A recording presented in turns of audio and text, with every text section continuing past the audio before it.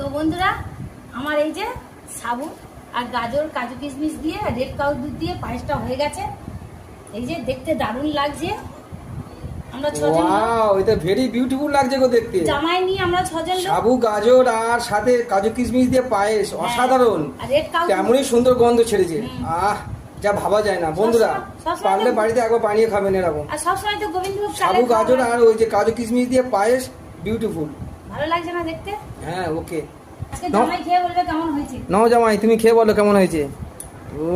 আরে বাহ, না রে না, অপূর্ব হয়েছে বন্ধুরা। গাজর আর সাবু পায়েস হয়েছে, ঠিক আছে, কাজু কিশমিশ দিয়ে খুব সুন্দর হয়েছে। রেড কাউ পুরো ফাটাফাটি। পুরো একদম ফাটাফাটি, হেভি সেন্ট দিয়েছে, ঠিক আছে। পারলে এরকম বাড়িতে করে খেয়ে দেখবেন। আর যারা যারা এই ভিডিও দেখছেন, লাইক, কমেন্ট, শেয়ার করে দেখবেন, ঠিক আছে।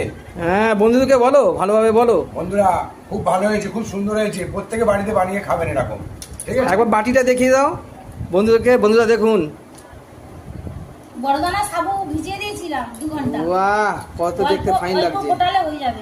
ওকে। তো জামাই খেয়ে বলেছে ভালো হয়েছে। তো এবারে এই যে বড়দানা সাবু আর এই গাজর কুচি দিয়ে আমি গ্রেট করে নিয়েছিলাম, আর কাজু কিশমিশ আর রেড কাউ দুধ দিয়ে বানিয়েছি। তো এবার আমি খেয়ে বলবো কেমন হয়েছে।